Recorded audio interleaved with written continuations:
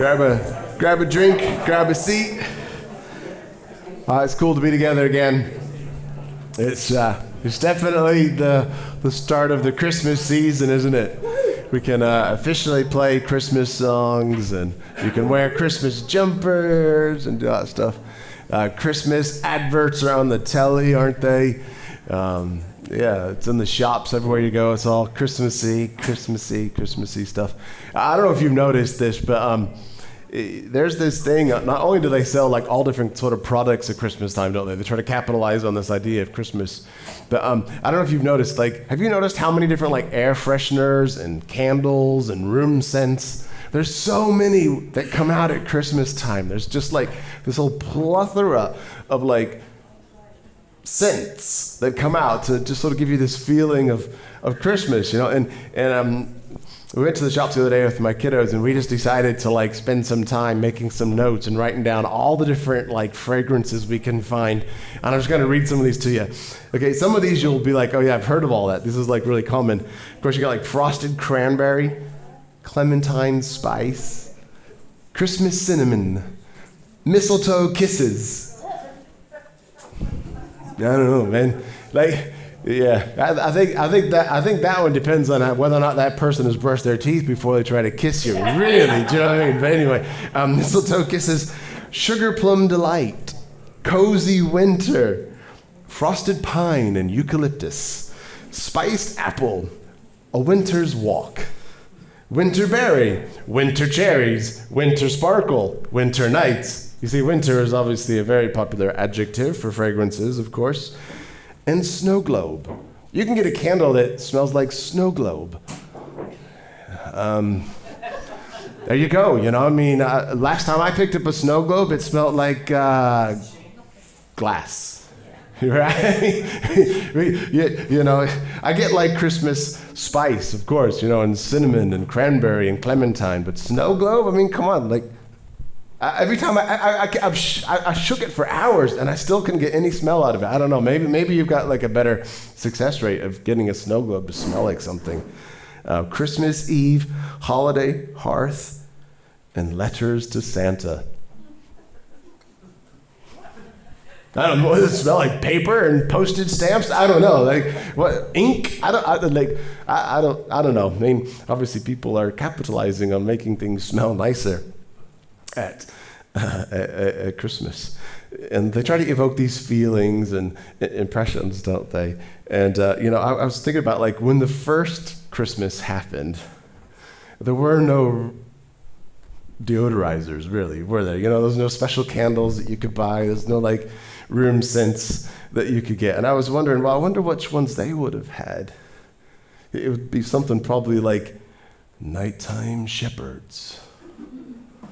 You know, what would it be but like barnyard bliss?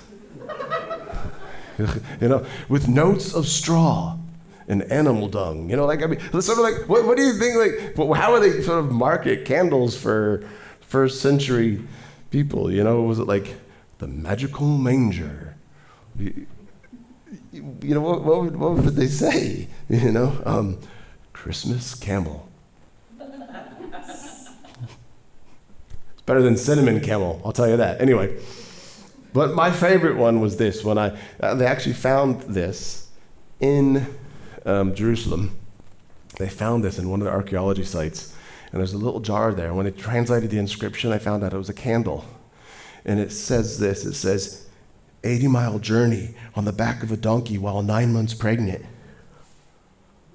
You know, it's like, I mean, we didn't have things to like smell nice the way we do now. You know, we're like obsessed with this sort of thing. You know, we didn't have them you know, back then. And it's quite a modern thing, really, for us to be so obsessed with this, to be honest. And have you ever noticed, like, even like wet wipes? Have you noticed about wet wipes? You can get a wet wipe for anything. You can get a wet wipe for any part of your body. You can get a wet wipe for anything, right? You can get a wet wipe for any part of your car. You can get wet wipes for your tires. You can get wet wipes for the dash. You can get wet wipes for the interior, whether the seats are upholstery or leather. You can get wet wipes for the glass. You can get like wet wipes for anything. You can get wet wipes that are like disease killers. You can get wet wipes that are just general cleaners. You can get wet wipes for babies. You can get wet wipes for adults. Have you ever noticed how many wet wipes you can get? You can get wipes for like cleaning your floor. You can get wet wipes for cleaning your toilets, cleaning your kitchen. There's wipes everywhere. I mean, they're so prevalent nowadays that we've begun to realize they're not very good for the environment. And sort of culture, we're starting to shift a little bit because we're now realizing our obsession with these wipes is a bit overkill. And did you know the wet wipe itself wasn't actually invented until 1958, and this guy named Arthur, he invented it. But it didn't take off until he had a meeting with this guy named Colonel Sanders. The real Colonel Sanders. You might have heard of him. So Colonel Sanders, of course, did Kentucky Fried Chicken. And in 1962, KFC decided to include in all of their meals a little wet wipe. The first moist towelette that was mass marketed. That's what it was called then, moist towelette. I mean, wet wipe is a much better name. They didn't have marketing guys back then, did they? I know what, let's call it moist towelette. That's one of the most popular awful words that people don't like, towelette. No, just kidding. No, they don't. No one likes the word moist, do they? It's just like, that's kind of one of those words that people are like, ew. So they changed it, of course, to wet wipe. But anyway, 1962, and we got a photograph of this meeting. So this is Arthur Julius's son, Robert Julius, who still is the CEO of the company today, when he was there in a meeting there with the real Colonel Sanders, obviously at some Christmas time or at some luau, because I don't know what he's doing with the big the big wreath. But anyway, that's when wet wipes became mass-produced and very popular, because all of a sudden they went all around the country and they were convenient, and ever since 1962 we've had this obsession with wet wipes and stuff like that. And they've become so part of our culture, haven't they? But there was nothing like that, really, thousands of years ago. Of course, people had cleanliness, but in a different sort of way. And there's this guy named Luke, and he wrote one of the biographies about the life of Jesus. And you might know this already, so I'm sorry if it's old knowledge. The book of Luke is actually written by a guy who was kind of like an investigative journalist. So he says, at the beginning of his book, he says, I've looked into all the stuff, and I've researched it, and I've explored the data. So Luke was not a first-hand eyewitness. Luke was a journalist, if you like. He was someone who was investigating what took place. And it's Luke that gives us the whole background of the story, because he's the one that interviewed people, and it says that he wanted to find out if everything that you believe is actually true. He tells us at the beginning of his book why he actually wrote his book, which is pretty cool. But Luke is the only one that sort of goes into a lot of detail about the backstory or the birth story of Jesus. And he wrote it when he was still able to speak to people who would have still been alive, who still experienced these things. This book wasn't written hundreds and hundreds of years later. This book was written between 50 and 60 years later. And he could speak to shepherds who might have still been alive because they were young boys at the time, or he could have maybe even spoken to Mary, who would have been a young woman at the time when all of this stuff happened. He could speak certainly to Jesus' other siblings. He could speak to other people who were around and tell them the details of the story. And Luke is the one that goes into a lot of information about names and people and places. He's the one that goes into the most detail about these kind of things. And this is why, because he's written it from a different perspective. He's written it as a journalist investigating the information. So big context, you probably all already knew that. So Luke says this thing that you would have heard. If you've ever been to a children's nativity play, if you've ever seen any sort of like Christmas production, anything like that, you know this next passage that he wrote. And he wrote this. It says, Luke 2, in those days, Caesar Augustus issued a decree that a census should be taken of the entire Roman world. This was the first census that took place when the governor, took place while Quirinius, however you say it, was governor of Syria, and everyone went to their hometown to be counted. And it says Joseph, carries on, Joseph went up from Nazareth to Bethlehem because he was from the house of David, the line of David, and he went there to register with Mary, who he was engaged to be married with, and she was expecting a child. And then he carries on. You probably heard this because you've seen a little kid with a towel on his head, haven't you? You've seen this. And they say, while they were there, the time came for the baby to be born. And she gave birth to her firstborn, a son. And Mary wrapped him in cloths and placed him in a manger because there was no room for them in the inn. You've probably all heard that before, or seen it on a TV show, or seen it at a school play. Whether you believe it or not, you've probably heard those words before. And in some ways, there's actually nothing surprising about this story. Did you know that in the Roman times, every 5 years they did a census? We've just recently finished one here in the UK. They just published the results, haven't they? We do it 10 years in the UK.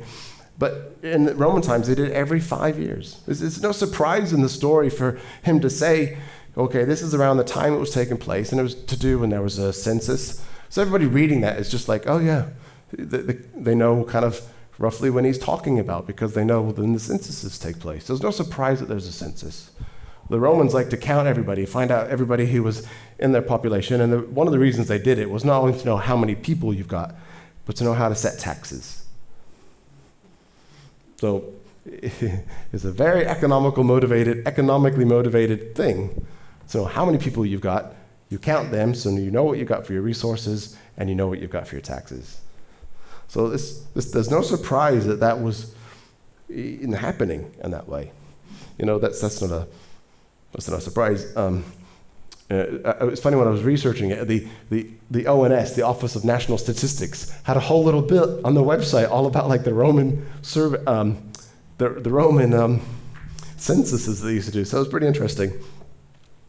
But there's nothing new either about another bit of the story, which is women, and you know this if you're a woman, women being resourceful and knowing how to give birth wherever they are and making the most of it.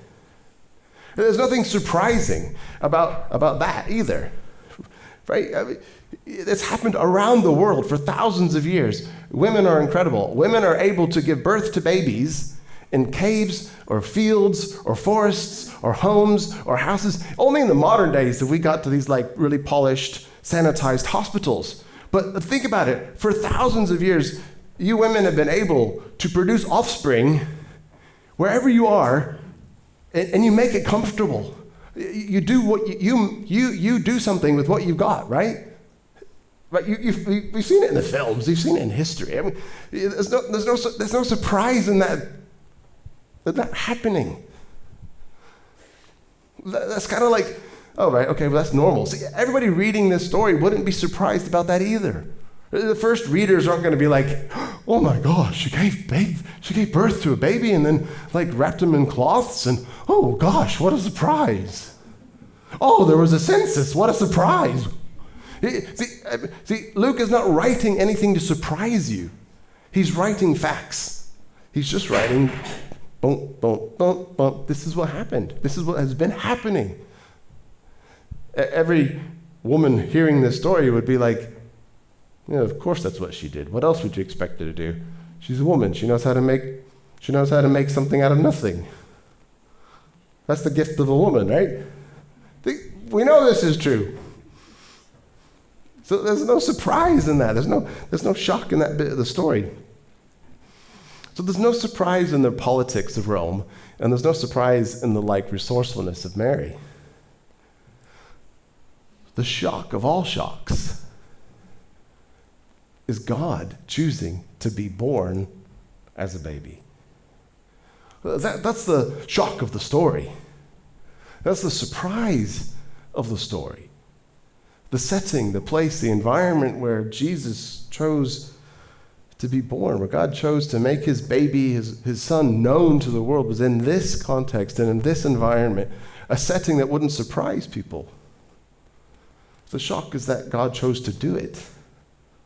That's the surprising thing. It's surprising how he chose to make himself known, not with flashes and lights of thunder and galloping stallions and rolling clouds and huge muscly men and whatever you imagine in terms of mythology, in terms of how gods reveal themselves. There was nothing like that. There was no massive earthquake. There was no fireworks. There was no pyrotechnics. There was no spectacular show, if you like. It was God reducing himself to being born like a baby in a manger. The surprise of the story is God reduces himself to be a helpless baby born in the muck. Just born in the muck of life. The muck of a stable and wrapped and put on a bed of straw. That's the surprise.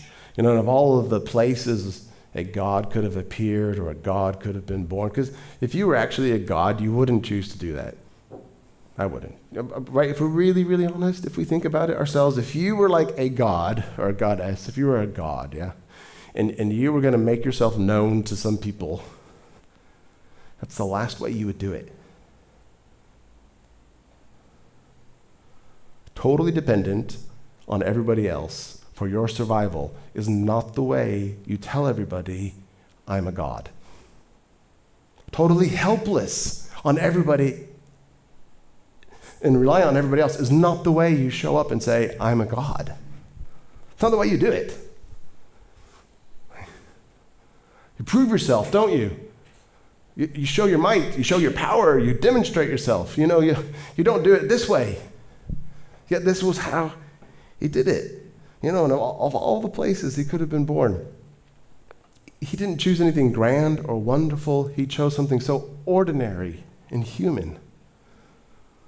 Something so ordinary. It wasn't even like a nice house or even a palace. It was like a cave or an animal barn or something.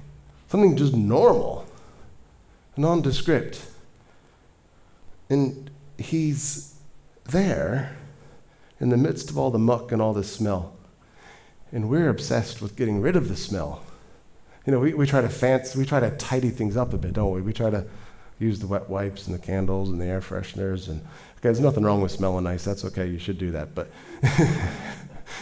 don't leave this morning and think, the one thing I remembered is we don't have to do anything about personal hygiene. That's not what we're talking about. Anyway, the thing is, he just came and he was so part of it, part of the environment, part of the muck. He was there in a manger among the smell, among the people, shepherds, young woman, young man. You don't know who else was there.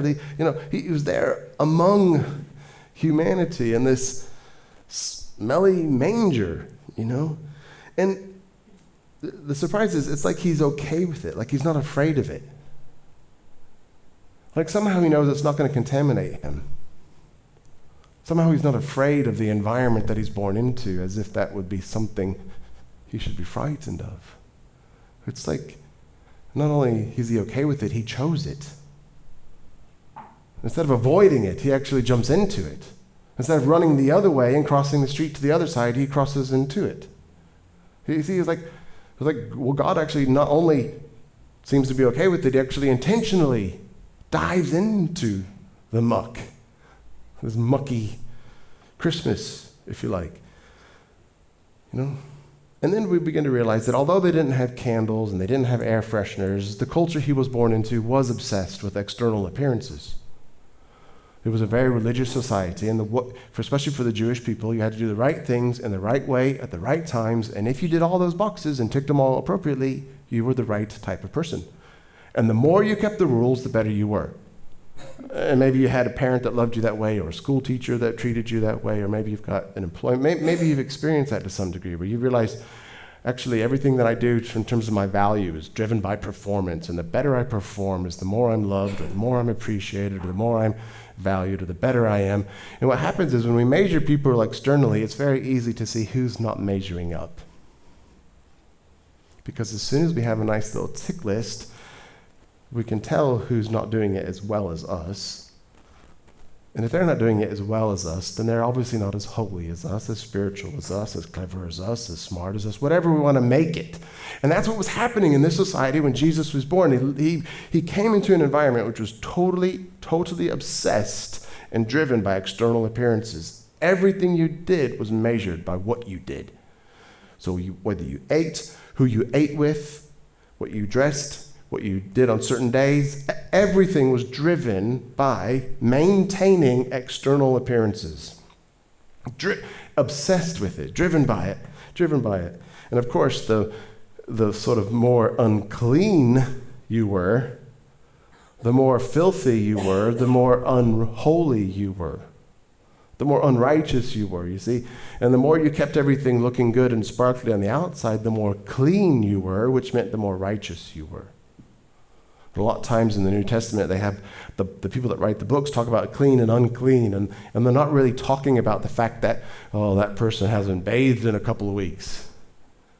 They're talking about their behaviors. They're talking about, oh, how can Jesus sit with unclean people?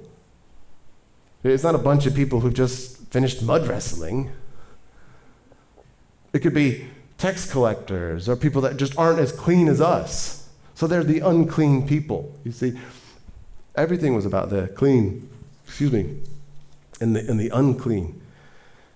And the more outside of it you were, the more of an outcast you were.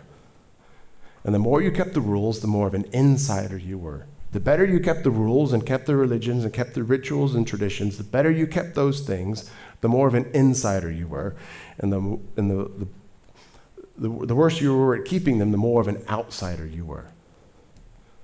And the crazy thing is, Jesus somehow not only seemed to be okay with everything that was going on in terms of allowing himself to be born into the muck and in terms of into the mess, but as he got older, it's like he didn't avoid it. As he grew up, and okay, maybe as a baby, maybe you could say, well, he didn't have any choice about it. He was born this way, and okay, he didn't have a choice about it. So as he grew up and as he got older, of course, he could have then chosen to be more clean. But somehow, if you read these eyewitness accounts of the life of Jesus, you begin to realize, whoa, okay, he actually seemed to go out of his way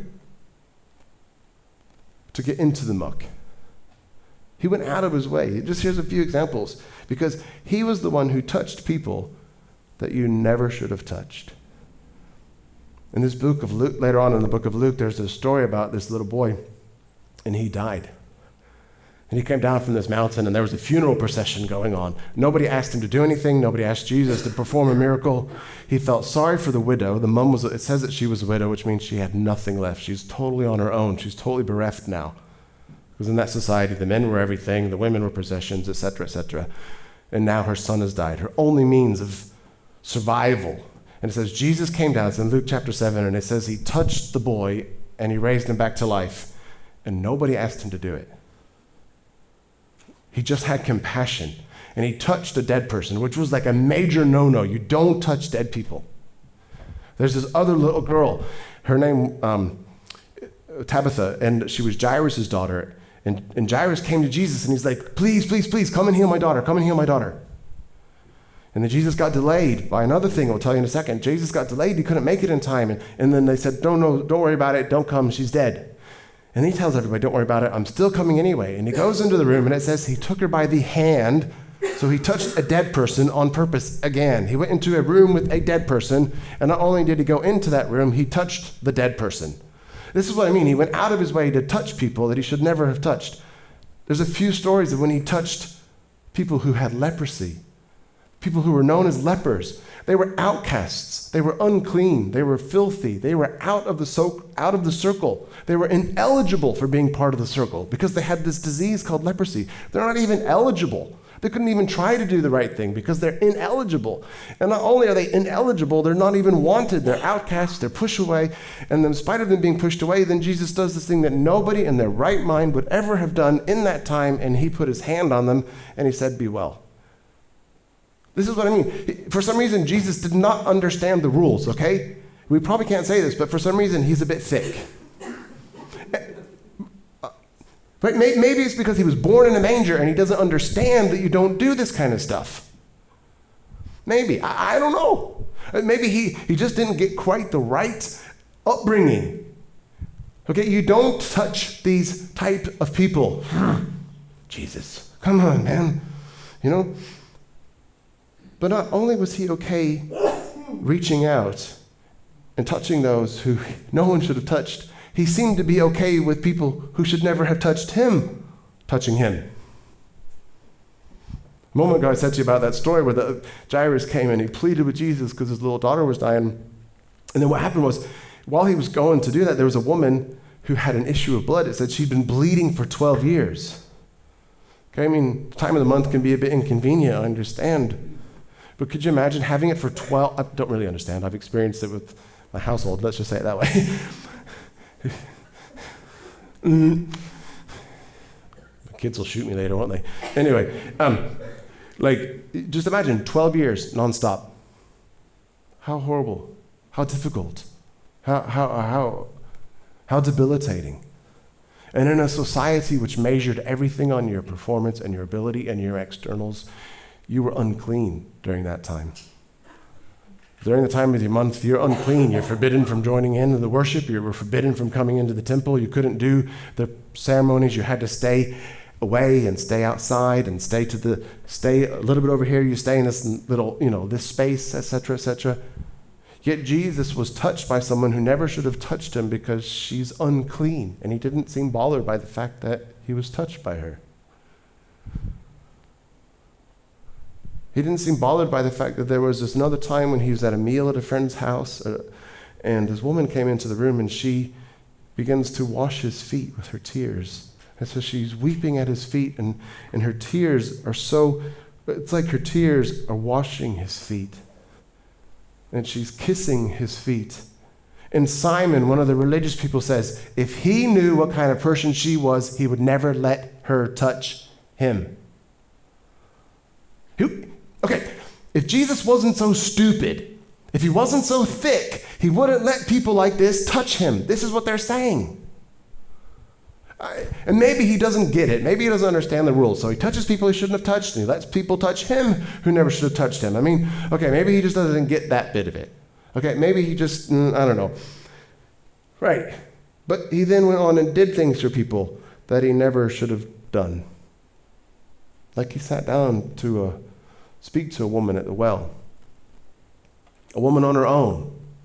Not only was she on her own, she was a Samaritan woman, which means she was kind of like a bit further outside the circle. She wasn't a clean inner circle person. She was outside the circle.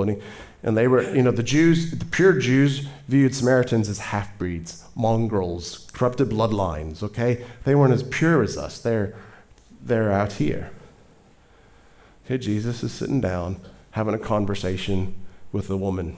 And the other thing he does, this is in the book of John, it's in John 4. The other thing he does, he's talking to her about religion and faith and theology. You don't talk to a woman about that because they weren't even allowed to be part of the religious upbringing. Females were not eligible to be part of the school for the religious upbringing. And yet here Jesus is sitting down with an outcast of a woman, a half-bred mongrel who's getting passed around from pillar to post. She's been married 4 times. She couldn't initiate the divorce, by the way. So it's not that she was just a rubbish woman. We don't know why she was separated 4 times. Maybe she was barren. Maybe she couldn't do what her husband wanted. And as soon as her husband says, that's it, shove off, you were divorced, okay? He can get rid of you. She didn't say, this is it, it's not really working out, we've just sort of grown apart. Let's just, we've tried the counseling thing, it's not working, let's just separate. It wasn't like that. She had no say, she had no rights. So Jesus is sitting with a woman with no rights, a half-bred mongrel, and he's talking to her about conversations that she never should have been allowed to be part of. He's like, he doesn't get it. He speaks to people that you never should have spent time with. You did things that you never should have done. He ate with people that he should have never eaten with. He healed a Roman centurion's servant. Why would you heal the Roman's servant? The Romans were the ones who were terrorizing us, and yet you healed the enemy's servant. Why would you do that? Why? It's just crazy. He did things that he never should have done, like wash another Jewish person's feet. Did you know the rules do not allow you to wash another person's feet? A Jewish person could not wash another Jewish person's feet. A man would never do it. Your wife was allowed to do it. Of course, right? It's a very male-dominated society, but of course your wife was allowed to do it. But you know who was supposed to do it? A Gentile slave. Gentile slave. And Jesus, the God of the universe, gets down on his hands and knees and washes the feet of his friends. Another Jewish male washing Jewish male's feet. It's totally wrong. Totally wrong. You don't do it. It was unclean. It was disgusting. It was something that you don't do. Of course, that's why Peter was like, whoa, don't you dare wash my feet. Peter would not have been the only one in that room thinking, don't you dare wash my feet. No way, man. I spent 3 years with you watching you do things you shouldn't do. This is one step too far. Don't you dare wash my feet. Don't do that to me. We don't realize the shock of this story is that Jesus came to earth and he was born in the muck. And not only was he in the muck, he somehow seems okay with it. And not only does he seem okay with it, he goes out of his way to not avoid it, but he goes out of his way to find it. That's crazy. He goes there. He goes there. Time and time again, you read the biographies of Jesus, and maybe you don't even believe in Jesus. Maybe you're still exploring faith, and I'm so grateful that you're here with us if you're watching either online or just here in the room. If you're still exploring, that is incredible. And one of the greatest things you can do is read these stories about the life of Jesus and just see about this stuff that he was doing, which he never should have done. And then ask yourself, well, why did he do it? Why did he do it? And then ask yourself, well, hang on a minute. Well, why would the books be so honest, telling us things that he shouldn't have done? Unless it is truth. This is not the way you paint the picture of some almighty God coming down and doing the wrong thing, at the wrong times, with the wrong people in the wrong places. It's not how you would paint the picture, is it? Just think about it. Think about it. But if we're really honest with ourselves, there is a place that's worse off than all of these places. There is a place that we can't clean up, no matter how much air freshener you have, no matter how much deodorizer, no matter how much sanitizer you have in your rooms, no matter how many fancy candles, plug-ins, air wicks, reeds, oils, whatever.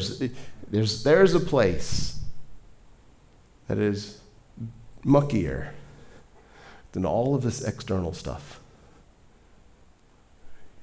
And it's not out there, because if we're really honest with ourselves, it's in here. Because the darkest place we can ever go is in here. The coldest place we can ever go is in here. The most angry, the most bitter, the most broken, the most wounded, the most lonely, the most broken down, and no matter how much you tell that person you love them, it may make no sense, because in here, it can't penetrate. And you know this, you've experienced it. Maybe you've felt this yourself, or maybe you've got someone in your family that you love, and you know that. The Bible says the heart is desperately wicked. The heart is stuff that goes on inside us is the worst, is the darkest place. That's really the darkest place. The filthiest place. The thoughts we think and never say, would never confess to anybody. It's the things that we want that aren't ours, or the lusts, the desires. Whatever it is, we know this is true. I don't have to belabor the point. We know that this is true, that there's a darker place. Even than all of this external stuff, there's a filthier, muckier, messier place than all of these things. There's a place inside. Inside. And we usually do whatever we can to hide the smell. We usually do whatever we can. We try to keep up appearances. We try to keep it looking good on the outside. We try to maintain protocols or whatever we do to make it look like it's all okay, even though sometimes it's not. We do that. We do that. And yet Jesus, when he was a baby, he grew up and he started off and he carried on the way that he meant to. He never changed his modus operandus, his modus operandus, his way of doing things. He never changed it. He doesn't change it now. He's not afraid of the muck. He's not afraid of the hurt and the darkness. He isn't afraid to go to the darkest or dirtiest, the coldest, the most wounded of places. He still is not afraid of going to places that we would not go. He's not afraid of it. In fact, he intentionally goes to it. Because he knows the real issues in all of our lives are not the stuff that happens out here. The real issue in all of our lives is never the external. It's always the internal. One time he wrote, and it's in Matthew, and he was talking and he was teaching, and he said, don't be worried about the stuff out here. It's the stuff, it's not what you eat that makes you unclean. It's the stuff that comes out of your heart that makes you unclean. Basically saying the issue is not behavior modification and performance. The issue is a heart change, heart transplant. That's what he's really saying. And when everyone around you might say, unclean, get away, outcast, disgusting, unloved, unlovable, when those things would try to push you away and push you out, but just like that first stable, that first muck, Jesus chooses to make that place his home. Just like the first manger, he wants to make our hearts his home. And maybe when you say to yourself, unclean or unworthy or unlovable or just whatever things we say to ourselves which aren't really healthy or helpful, write off damaged goods, past their sell-by date, I don't know, whatever things we say about ourselves or think about ourselves. And just like his first mucky home, Jesus steps into that place in our hearts. And he begins to do something to untangle the lies that have corrupted our heart. And what he does is he says, no, I've chosen you. I love you. You're my beloved. You're mine. I've chosen you. And the reason it's so powerful is because he's not concerned about your behavior modification, because he knows you'll begin to change the way you behave after your heart has been changed. So he doesn't focus on the externals because he knows the issues in the internal.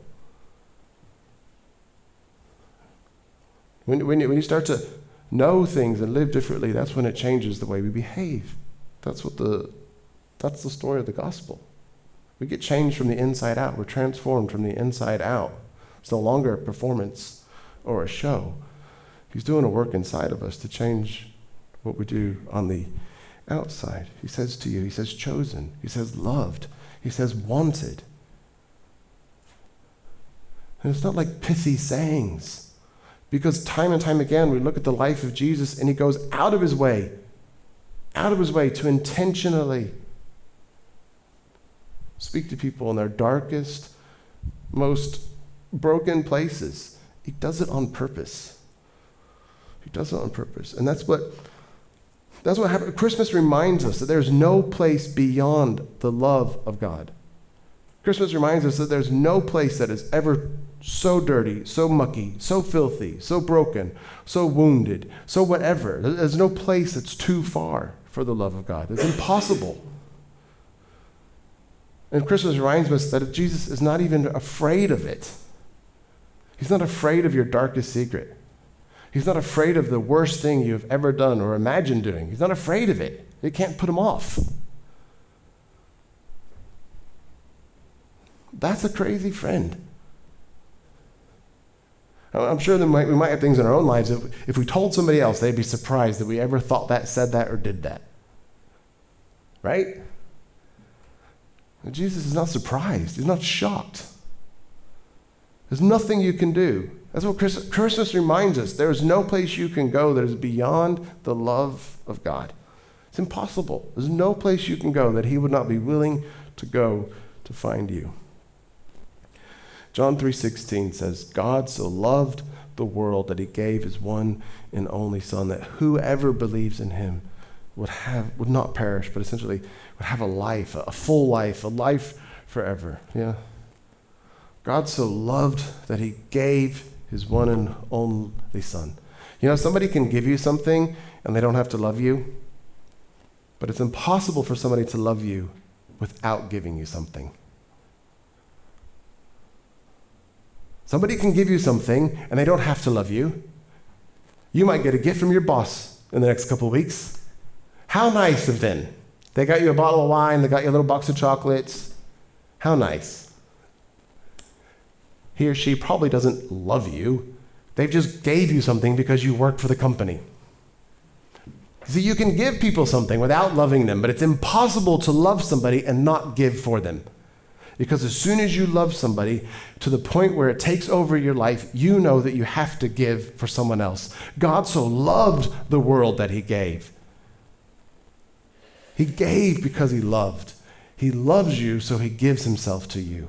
God so loved the world that he gave of himself, not in some massive smoke and fire and huge muscly display of power, but as a baby wrapped in swaddling clothes, kept tight and wrapped, laying on a bed of straw in a manger, born in the midst of the muck in the ordinary human life. God so loved the world that he gave his one and only Son. And whoever believes, whoever chooses to trust, place your trust in him, will not die, but have everlasting life. And maybe you do this, all of us do this sometimes. We try to keep it all together, don't we? We feel we have no need for God sometimes. Maybe you feel you're successful or powerful or capable. You don't really need God. And I understand you might feel that way. Maybe you've got a nice job or nice relationships or a nice family. I mean, what's the point? You don't need God. And maybe you have to keep up appearances because you want everyone to think you're successful. And no matter how successful you are, it won't fill the emptiness in your heart. And you might not even know it's there because you're so busy doing all this stuff and you don't need anything. But Christmas reminds us that all of that stuff doesn't ultimately satisfy us. No matter how much stuff you get, it's not going to satisfy you. No matter how successful you are or no matter how much of a failure you are. Christmas reminds us neither of those points are relevant. Whether you're a failure or a success in life, we all need to know that there is one who doesn't measure us by our achievements or our failures, our accomplishments or our mistakes. There's one who doesn't measure us that way. The thing is, you don't have to be good at being good for Jesus to love you. You just have to trust him. You just have to trust him. It's not about trying to please him. It's about learning to trust him. Because the change happens on the inside, which affects the outside. We're going to close with this verse. Paul was an early follower of Jesus, and he started off, we say this every time we talk about this guy, Paul. Paul was like this guy that totally hated Christians, and he hated Jesus. He hated the whole idea of it. He was like, I'm going to wipe it out. Anyway, Paul had this encounter with God, and it totally transformed his life. And he went from being like a church destroyer to a church planter and a Jesus hater to a Jesus follower, and he gave the rest of his days and all of his life towards equipping and teaching the local church. And he planted a church in a place called Ephesus. And he writes to this local church, imagine like we are this group in Ephesus. And he writes to us this letter. And he says this, he says, Christ will make his home in your hearts. That darkest, brokenest, muckiest, filthiest place. Christ will make his home there. Christ will make his home in your hearts. As you what?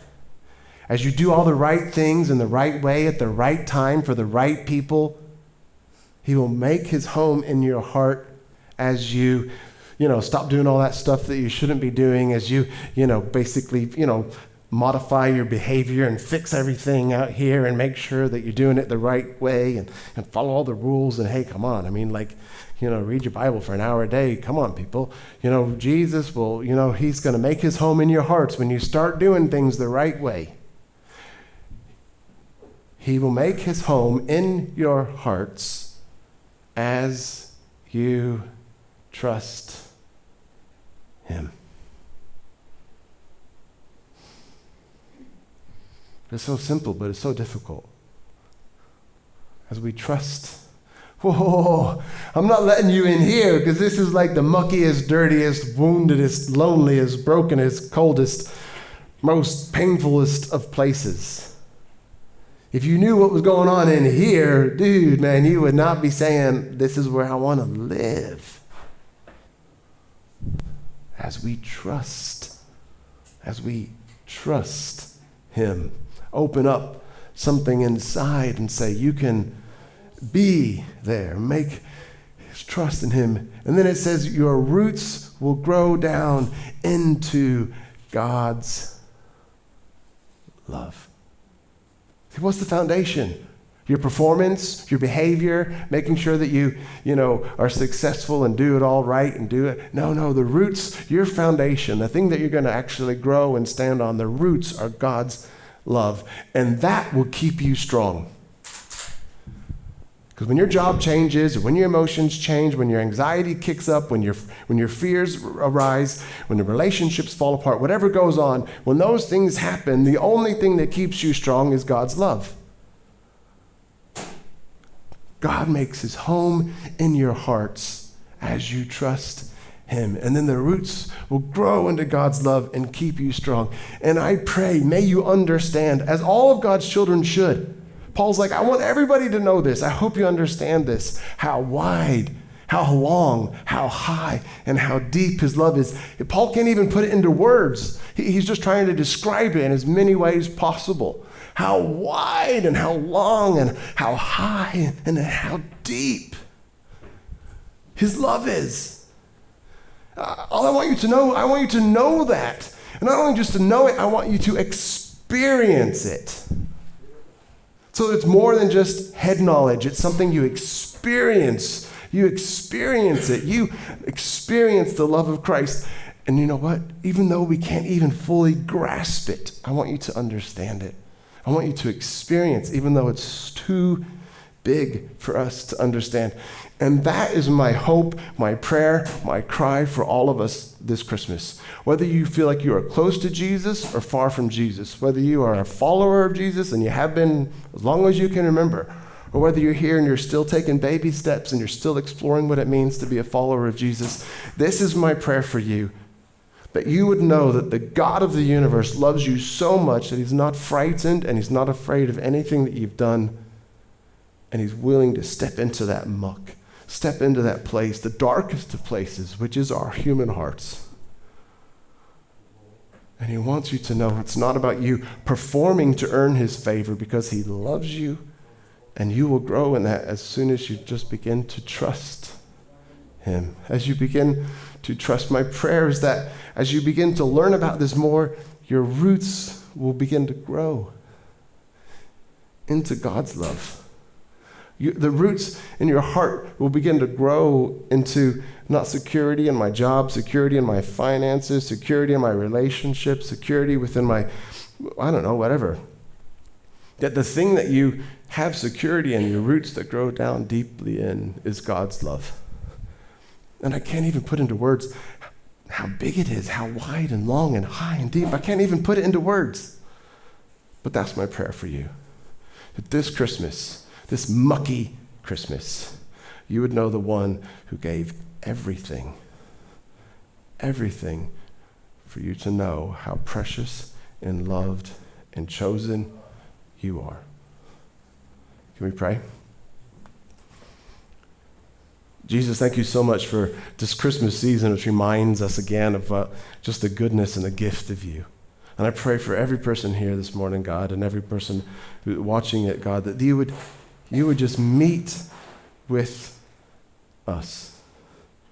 And God, thank you that you're not frightened of our failures and you're not swayed by our successes. Thank you that you step into our lives, step into our hearts.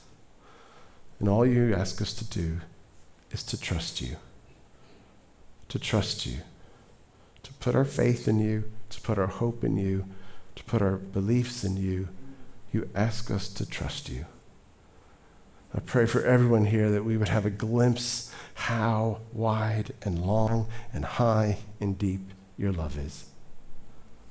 In your name we pray. Amen.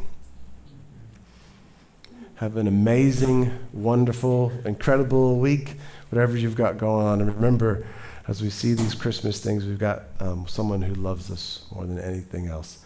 And you might have some more questions about faith. We've got an Alpha course running in January.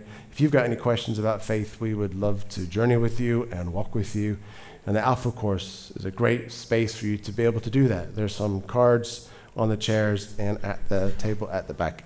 And if you have any questions about that, please ask me if we could help get you plugged in to that. Cool. Awesome. Merry Christmas. Christmas!